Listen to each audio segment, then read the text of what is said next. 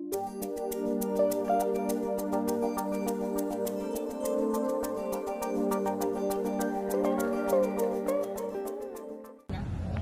Home Seeker! Ngayon naman punta tayo sa dress-up unit po ng Hana. Tara!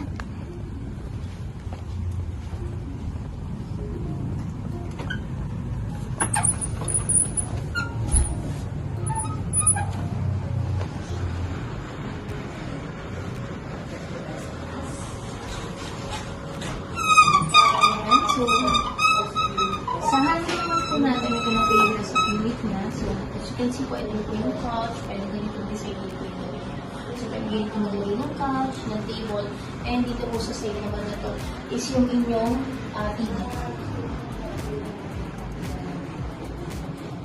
Ayan, ganito naman po yung living area. So, pwede ganito rin po kalaki yung gawin yung sa living area nyo na ganito yung mismong style. So, ayan, pwede mo palagay po kayo ng chandelier since mataas din naman po yung ceiling niya. So, ayan. So, kung makikita nyo, nakakalaki din ng space yung kapag may ganitong design na salamin. Ayan, dito naman po tayo sa CR. Ayan, so as you can see po, tiles po yung pinakabuong pader ng ating CR dito sa first bathroom. So, meron siyang lavatory, toilet, and meron na rin po shower. Ayan, dito naman po tayo sa kitchen. So, ito po yung turnover ang modified kitchen ni Hana quadruplex. So, pwede ko rin yung design ito na inyong gawin sa inyong magiging Hana model po.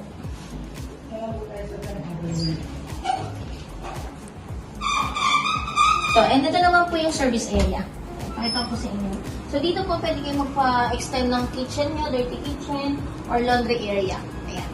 So, doon po kanina sa dinaanan natin, yun po yung extension nitong service area. Kaya po tayo.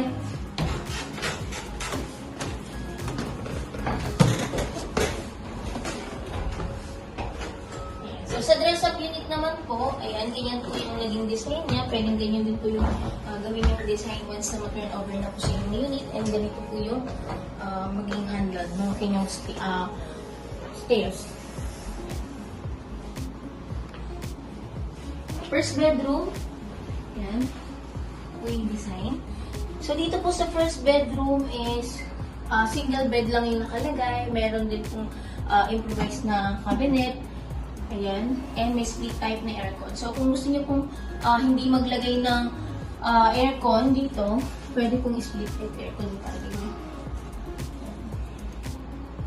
Ayan. Ngayon naman po, ito po yung CR sa dress-up room sa dress-up unit natin.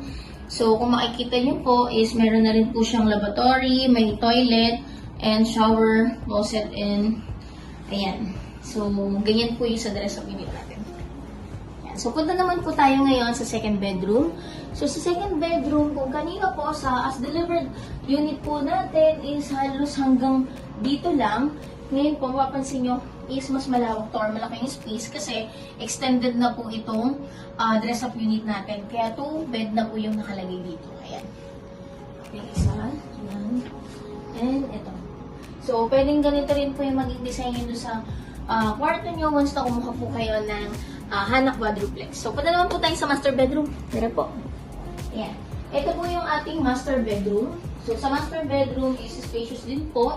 So, pwede din kayo maglagay dito ng 2 bed kung gusto niyo for isang bed lang. And cabinets. Ayan. And tapos na po ang house tour natin sa Hana house model or Hana quadruplex model. So, kung meron gusto niyo pong mag-tripping or magpa-schedule po, ayan, inquiries, kindly message me po sa Facebook account ko, Les Fernandez, or sa FB page po namin, or sa cellphone number ko po na naka-plus sa inyong screen. So, ayun po, maraming salamat. God bless. Thank you.